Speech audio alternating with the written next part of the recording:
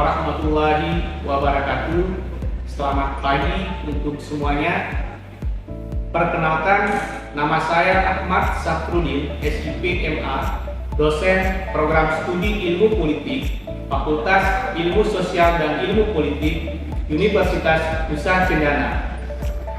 Video ini dibuat dalam rangka untuk pengenalan diri dosen, tunjuk kinerja Tridharma Perguruan Tinggi. Pada kesempatan kali ini, izinkanlah saya untuk menyampaikan rencana pembelajaran semester mata kuliah Partai Politik dan Pemilu. Mata kuliah ini merupakan mata kuliah yang diberikan kepada mahasiswa semester 3 dengan bobot 3 SKS. Adapun deskripsi mata kuliah ini adalah menjelaskan tentang bagaimana dinamika partai politik dan pemilu dan sistem politik Indonesia dari pasca kemerdekaan sampai dengan pasca reformasi. Cakupan mata kuliah ini meliputi konsep pemilu dan partai politik, sejarah partai politik dan pemilu, tugas dan fungsi partai politik, fungsi pemilu, tipologi partai politik, kelembagaan partai politik, sistem pemilu distrik, proporsional, dan sistem pemilu campuran.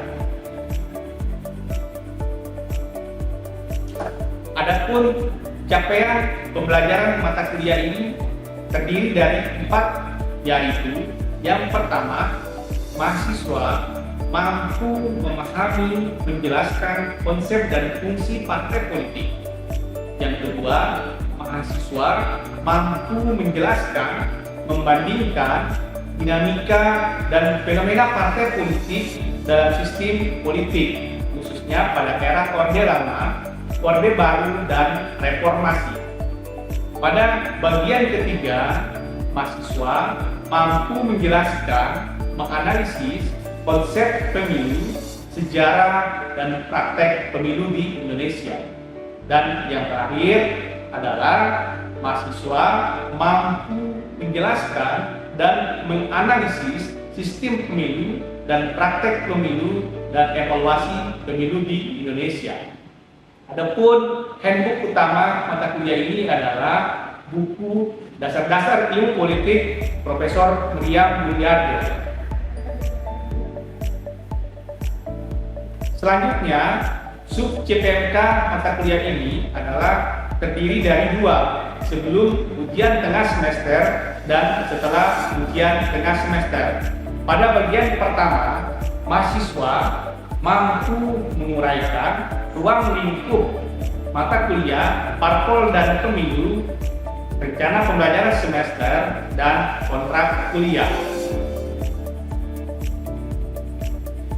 Pada bagian kedua, mahasiswa mampu memahami dan menjelaskan sejarah partai politik. Pada bagian ketiga, mahasiswa mampu menjelaskan definisi partai politik. Pada bagian keempat, mahasiswa mampu menjelaskan dan membandingkan tipologi partai politik. Pada pertemuan kelima, mahasiswa mampu menjelaskan tugas dan fungsi partai politik. Pada pertemuan keenam, mahasiswa mampu menjelaskan kelembagaan partai politik. Dan pada pertemuan ketujuh, mahasiswa mampu menjelaskan dan menganalisis koalisi partai politik. Dan pada pertemuan ke-8 adalah ujian tengah semester. Adapun CPMK setelah UTS adalah sebagai berikut. Pada pertemuan pertama, mahasiswa mampu memahami dan menjelaskan sejarah pemilu di Indonesia. Yang kedua, mahasiswa mampu memahami dan menjelaskan definisi dan fungsi pemilu di Indonesia.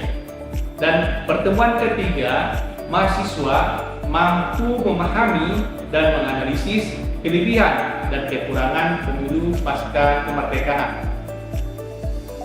Pada pertemuan keempat, mahasiswa mampu memahami dan menganalisis kelebihan dan kekurangan pemilu khususnya pemilu 1977 dan pemilu 1982.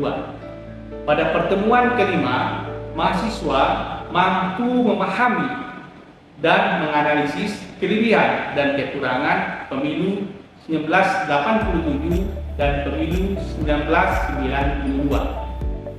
Pada pertemuan keenam, mahasiswa mampu memahami dan menganalisis kelebihan dan kekurangan pemilu pasca reformasi, khususnya pemilu 1999, pemilu 2004, pemilu 2009, pemilu 2014, dan terakhir adalah pemilu 2019.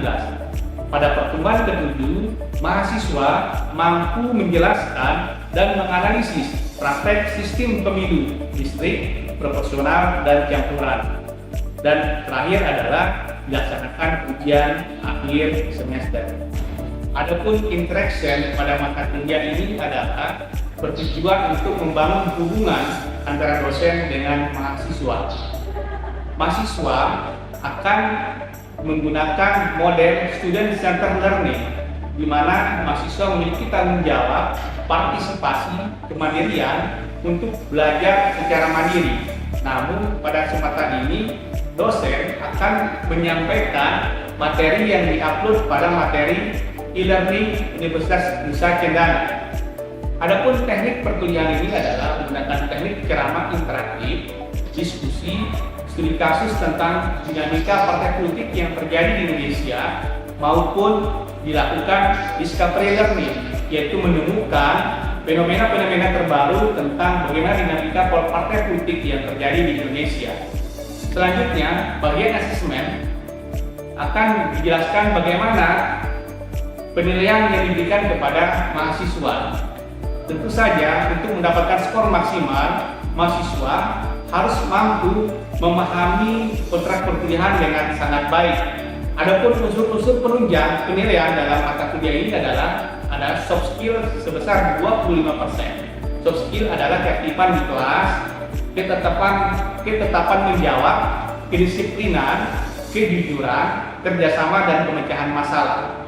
Yang kedua adalah tugas terstruktur mandiri yang mendapatkan 15%. Yang ketiga adalah UTS terdiri dari 30% dan UAS 30%. Berikut adalah proses pembelajaran mata kuliah parpol dan pemilu pertemuan ke-6 dengan materi kelembagaan partai politik. Oke, saya ulangi lagi ya. Jadi ada beberapa indikator dalam pengelolaan partai politik. Nah, hal penting apa saja kira-kira yang paling utama dilakukan oleh partai politik di dalam mengelola partai politiknya? Yang pertama di situ ada rekrutmen dan kaderisasi. Kemudian di situ ada mekanisme pencalonan dan promosi.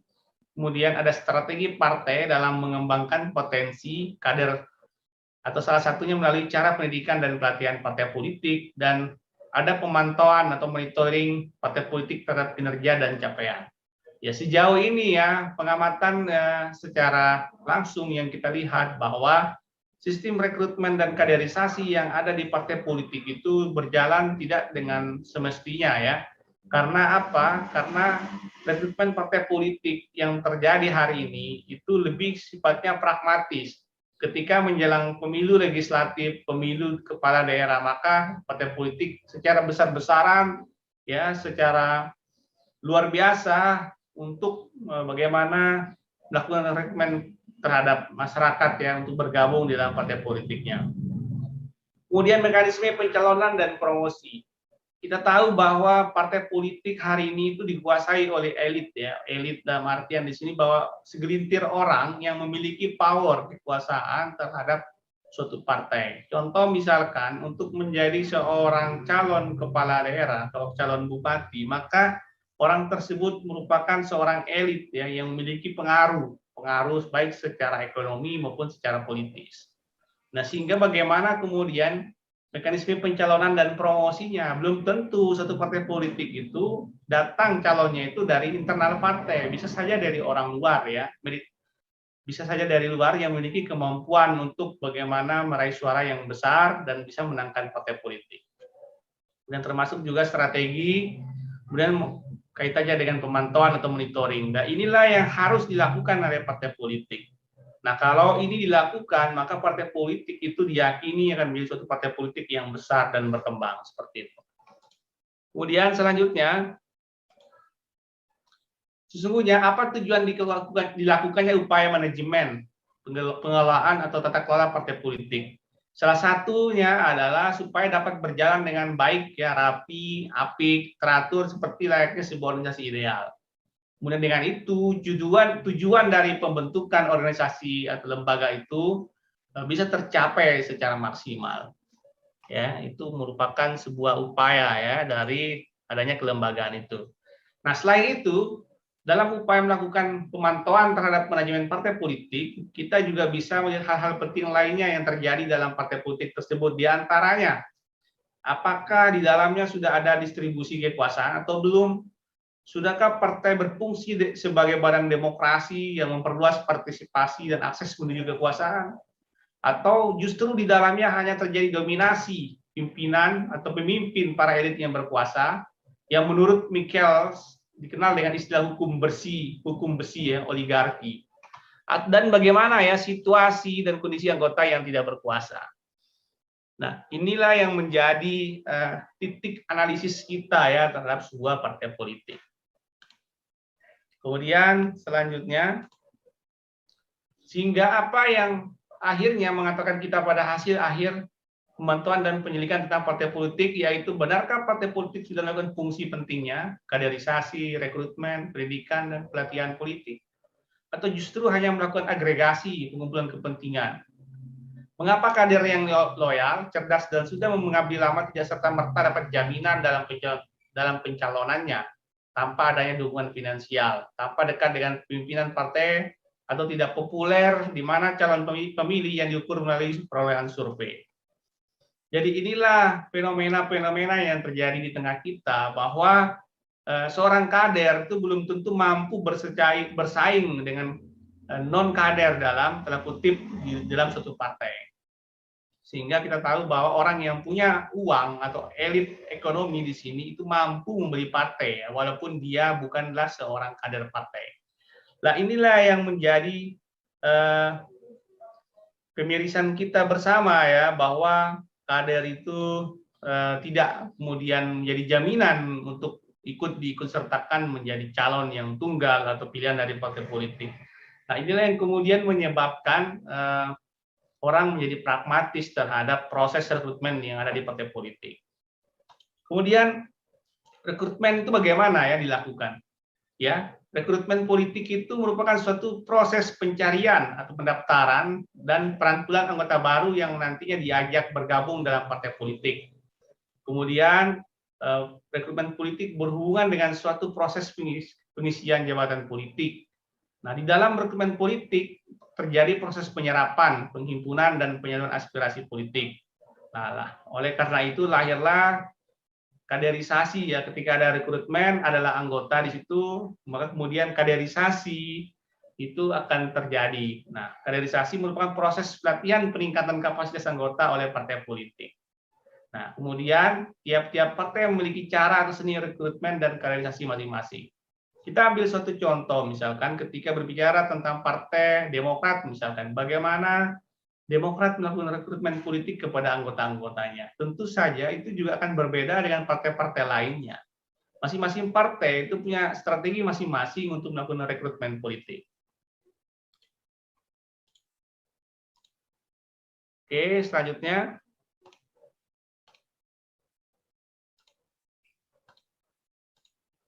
Bagaimana kemudian mekanisme pencalonan dan promosi? Ya, ini merupakan tahap di mana anggota partai mulai dihadapkan pada suatu pemilihan umum yang resmi, yang menjadi jenjang mendapatkan kekuasaan dalam negara. Kemudian mekanisme pencalonan menjadi salah satu tugas yang juga harus dilakukan oleh partai politik, atau itu merupakan bagian dari otonomi partai. Nah, dalam mekanisme pencalonan dapat diketahui beberapa hal penting, yaitu target pencalonan oleh partai, kriteria dalam pencalonan, atau bidang atau pihak dalam partai yang bertugas saat pencalonan, kemudian proses seleksi, konsistensi dan pencalonannya antara peraturan dan realita dan fenomena-fenomena lainnya. Nah, mekanisme pencalonan dan promosi ini merupakan tujuan ya bagaimana agar partai politik itu mampu bersinar pada saat pemilihan umum, baik itu legislatif maupun pilkada ataupun pilpres ya. Sehingga mekanisme pencalonan dan promosi ini merupakan suatu bentuk dari kelembagaan partai politik agar tetap eksis di tengah semakin ya banyaknya distrust publik terhadap partai politik ya. Lalu bagaimana kemudian strategi pengembangan dari potensi kader oleh partai politik? Tujuannya apa? Yaitu untuk meningkatkan sumber daya, ya, untuk nantinya bisa melangkah ke arah yang lebih tinggi lagi. Nah, di sini bisa meningkatkan pengetahuan dan keterampilan para kader dalam artian upaya yang dilakukan yaitu melalui pendidikan politik. Tujuan lainnya strategi itu berupaya untuk memperkaya dan memperluas wawasan berpolitik. Kemudian merupakan upaya dalam melakukan proses pengedaran partai politik dan tentunya masing-masing partai politik memiliki cara atau isi materi yang berbeda dalam melakukan pengembangan potensi kader. Ya, Partai Nasdem contohnya sering melakukan pelatihan-pelatihan, kemudian PDIP, Golkar, PKS, PAN, ya P3 itu mereka memiliki cara-cara tersendiri bagaimana melakukan kaderisasi ya, bagaimana mengembangkan SDM yang ada pada internal partai politik itu sendiri. Kemudian bagaimana partai politik itu memantau kinerja dan capaiannya? Ya, ini merupakan sebuah proses yang wajar dari suatu organisasi. Apapun bentuk organisasi dan termasuk organisasi partai politik. Ya, kemudian proses ini dilakukan secara internal dan eksternal.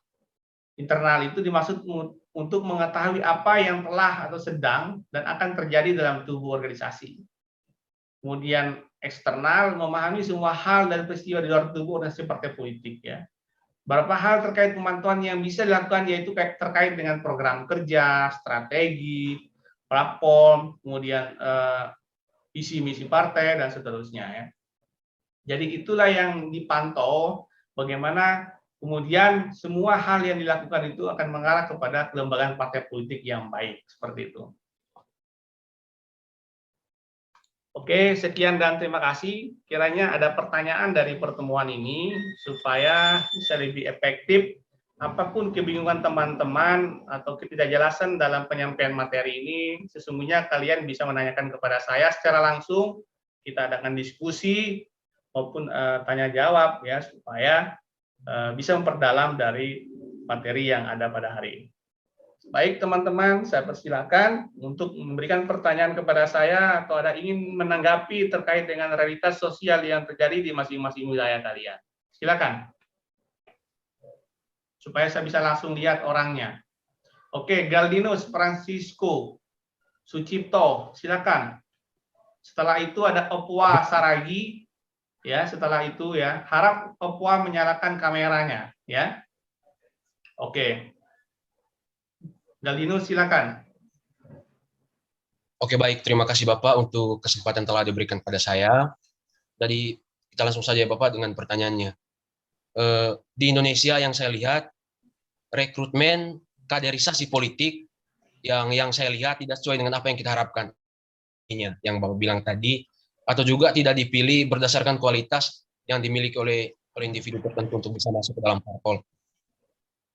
Partai politik cenderung memilih kaderisasi ini secara ugal-ugalan atau asal-asalan, sehingga kualitas partai politik menurun ataupun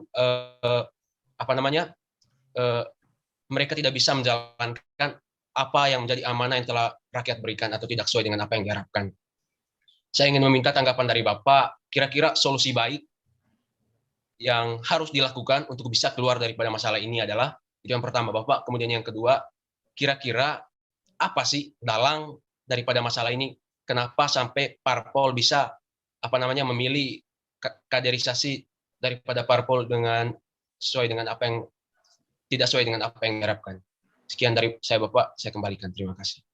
Oke, baik Galdinus ya. Pertanyaannya kenapa dan solusinya apa, lalu bagaimana, seperti itu ya. Jadi fenomena yang terjadi hari ini ketika berbicara tentang rekrutmen partai politik, kita melihat ya sehari-hari yang kalian bisa pantau sebenarnya di lingkungan terkecil kalian di tingkat kelurahan atau bahkan tingkat RT atau bahkan di tingkat kecamatan ataupun kabupaten yang lebih luas dan kota dan provinsi. Ya. Rekrutmen partai politik itu tidak berjalan semestinya. Ya, karena apa? Karena ketika orang ingin menjadi seorang kader, ingin menjadi seorang anggota dari partai politik, itu pasti mereka memiliki tujuan, yaitu tujuan untuk bagaimana mencapai kekuasaan kepada eksekutif maupun legislatif.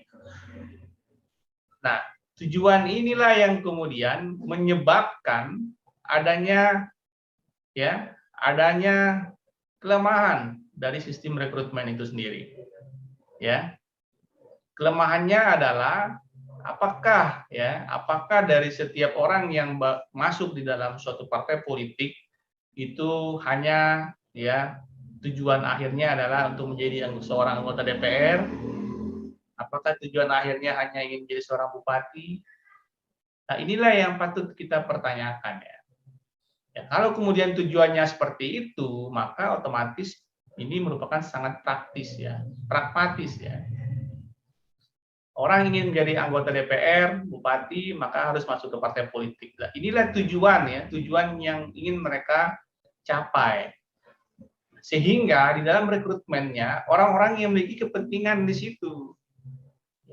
Orang-orang yang memiliki kepentingan untuk masuk dan bertarung pada masa pemilu itu.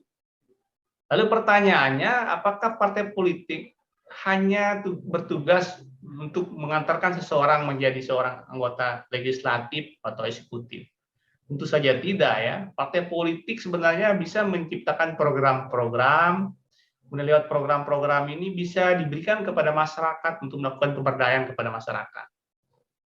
Nah, jika orang itu memiliki tujuan kemuliaan, memberikan waktu dan pikirannya untuk bagaimana mengabdi kepada masyarakat, maka otomatis rekrutmen partai politik ini akan terus berjalan. Tetapi fakta yang terjadi bahwa rekrutmen itu datangnya ya mungkin saja musiman, ya, dan bahkan ketika pemilu akan diselenggarakan baru kemudian 1 tahun terakhir beramai-ramai orang untuk mendaftar di partai politik. Nah, tujuan pragmatis inilah yang menyebabkan kelemahan bahwa partai politik itu tidak semata-mata murni ingin bagaimana memberikan pemberdayaan kepada masyarakat misalkan lewat program-program atau lewat aspirasi-aspirasi masyarakat yang disampaikan melewati mereka. Seperti itu ya. Lalu solusinya bagaimana? Ya, solusinya adalah rekrutmen partai politik itu harus dibatasi waktunya. Jangan hanya ketika orang itu mau mendaftarkan diri sebagai anggota DPR, baru dibuka rekrutmennya. Bila perlu, 5 tahun atau 4 tahun sebelum rekrutmen legislatif itu dilakukan, itu sudah berjalan. Sehingga mereka juga bisa fokus bagaimana agar partai politik itu program-programnya bisa dijalankan. Mungkin seperti itu ya. Jadi tujuan pragmatis itulah yang kemudian menyebabkan lemahnya rekrutmen partai politik. Kemudian juga seorang kader itu belum tentu juga mendapatkan jaminan dari partai politik untuk dipromosikan. Karena kadangkala yang terjadi biasanya itu kader partai itu kalah dengan para elit. Para elit tentu saja mereka memiliki kekuasaan, memiliki ekonomi yang cukup tangguh, bagaimana kemudian nanti bisa membiayai suatu partai politik. Nah, ini yang kemudian menyebabkan kader-kader yang ada di dalam partai politik itu tidak serta-merta kemudian mendapatkan promosi untuk mendapatkan jabatan atau pencalonan diri di dalam anggota legislatif maupun eksekutif seperti itu. Mungkin itu dari saya, Galdinus. Ada tanggapan silakan. Sudah Bapak, sudah bisa dipahami Bapak. Terima kasih. Opwa, silakan Opwa. Baik, Bapak, terima kasih untuk yang diberikan. Ya. Pertanyaan saya sebenarnya tadi cukup mirip dengan ini Saudara Galdino, bagaimana pendapat Bapak mengenai apakah seberapa terjaminnya keefektifan rekrutmen kelembagaan politik menurut Bapak? Karena baru-baru ini saja pas pemilihan Bupati Saburai Jua kita bisa lihat sendiri bahwa di sini seperti terlihat kelemahannya karena beliau bisa sampai masuk pencalonan padahal kan sebelum itu dia melewati rekrutmen, Pak. Nah, dan terbukti dia memiliki kewarganegaraan yang ganda. Berarti di sini saya mengambil bahwa saat proses rekrutmen di sini ada kelemahan atau kesalahan dari kelembagaan politik itu sendiri, Bapak. Dan di sini apakah dalam kelembagaan parpol ini terdapat distribusi kekuasaan atau bagaimana? Mungkin itu pertanyaan singkat dari saya. Terima kasih. Oke, ya, ini sebuah pernyataan saya pikir ya, dan sebuah pertanyaan ya. Pernyataan dan pertanyaan. Pernyataannya bahwa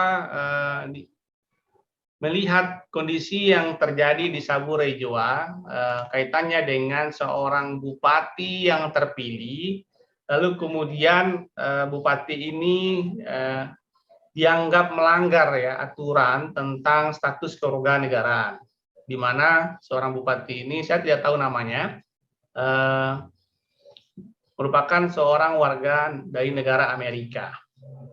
Nah, ketika kita melihat kasus itu, maka inilah yang kemudian bisa kita nilai bahwa fungsi kelembagaan dari partai politik itu tidak berjalan dengan baik. Tidak berjalan dengan baik. Kenapa? Karena kalau berbicara tentang kelembagaan partai politik, maka tentu saja ada rekrutmen yang baik dilakukan, ada kaderisasi. Bupati tersebut bukan seorang kader ya, bukan seorang kader dari partai itu.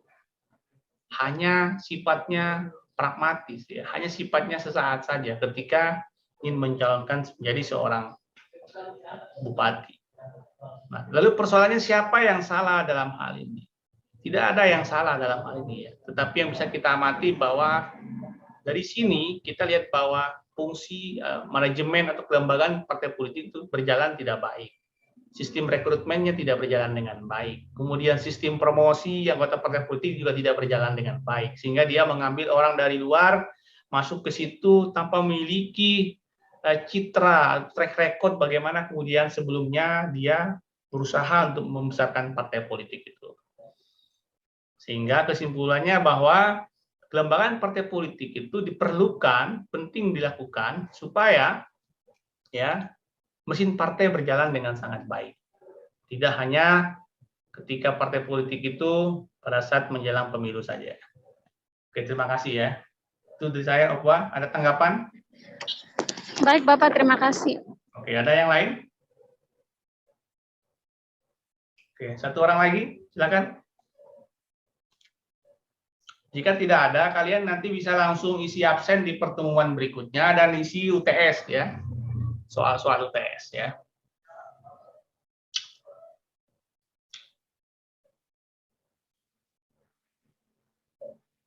Oke, ada pertanyaan kira-kira? Siapa? Satu orang lagi ya. Maria, silakan Maria. Terima kasih Bapak untuk waktunya. Di sini saya ingin bertanya Bapak, apa yang menjadi penguatan dasar dalam pengelolaan kelembagaan partai politik agar sesuai dengan apa yang kita inginkan, Bapak? Terima kasih.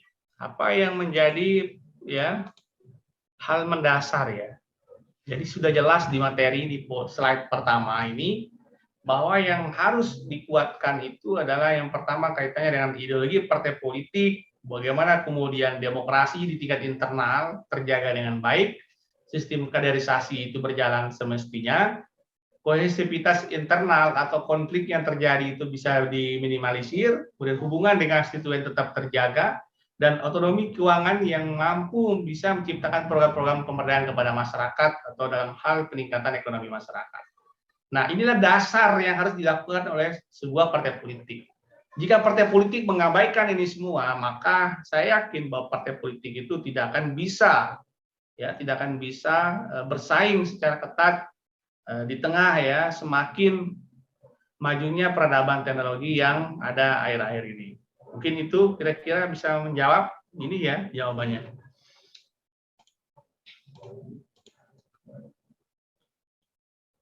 Oke.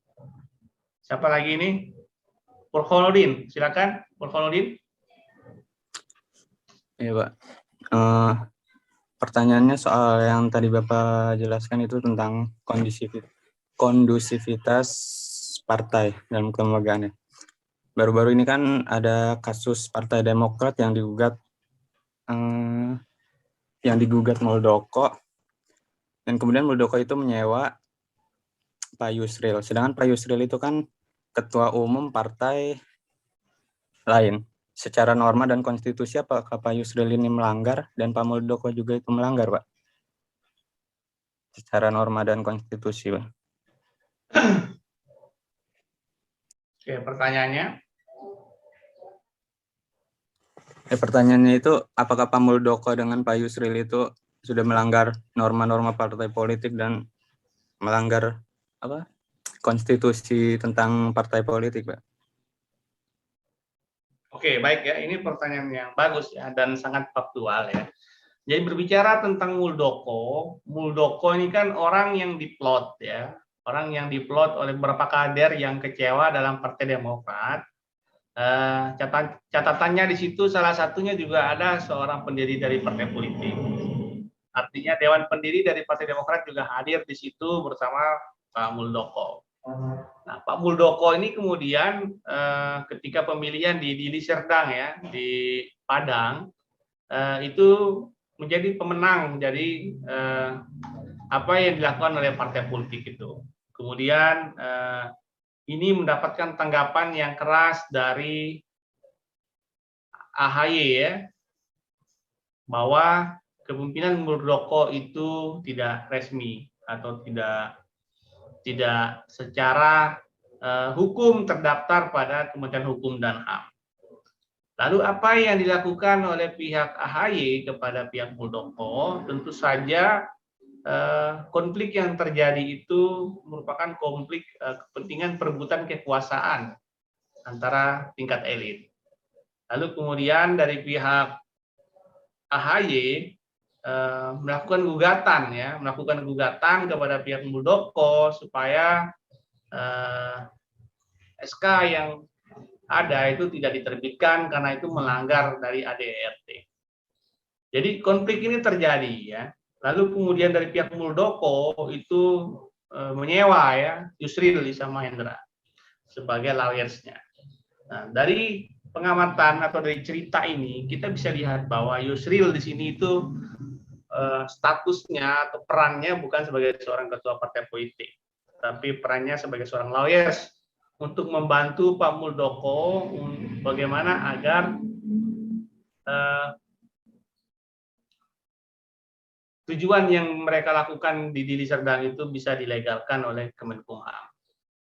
Nah, dari sini kita lihat bahwa ini merupakan salah satu bentuk kekecewaan. Ya. Tapi kita melihat di sini tidak dari sisi hukumnya, tapi kita lihat dari sisi partai, dari sisi kelembagaan parpolnya, bahwa Demokrat dari sisi kelembagaan parpolnya tidak berjalan dengan baik. Ya, dalam hal melakukan promosi jabatan pimpinan tertinggi.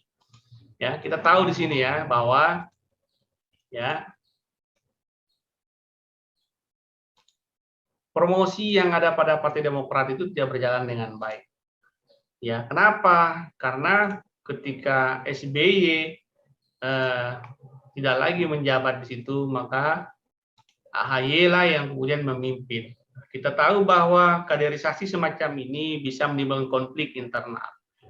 Nah, konflik internal kemudian ya diwujudkan dalam bentuk adanya pertemuan luar biasa ya, pemilihan atau pengambil alihan dari Partai Demokrat yang diklaim bahwa itu sudah cukup demokratis lewat mekanisme di mana para kader dari tingkat kabupaten atau provinsi itu sudah mewakili dari masing-masing wilayah.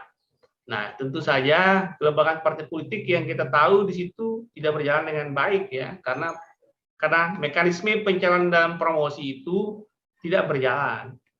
Nah, inilah yang kemudian menyebabkan ya adanya Muldoko untuk menjadi seorang pimpinan Demokrat, karena AHY dianggap tidak mampu dan belum cukup track record-nya untuk memimpin partai sekelas Demokrat.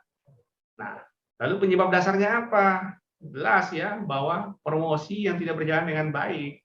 Itu orang-orang partai yang lama, orang-orang pendiri partai yang notabene mereka yang dari awal berjuang untuk partai, banyak yang dipecat oleh AHY sehingga mereka kecewa dan membuat ya tandingan dari Partai Demokrat itu sendiri. Nah, asal atau akar dari persoalan itu yang pertama adalah adanya mekanisme ya atau pencalonan dan promosi yang tidak berjalan dengan baik. Mungkin itu dari saya, Pak Rudin, kira-kira jelas ya bahwa promosi itu kadang-kadang penting ya untuk dilakukan supaya kader-kader yang ada dalam partai itu bisa terjaga dengan baik. Ada tanggapan Pak Rudin?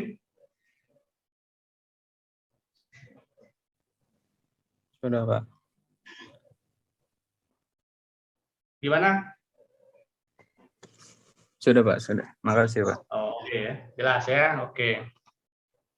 Baik, teman-teman semua, kira-kira hanya ini materi kita pada siang hari ini dan materi berikutnya bisa kalian upload.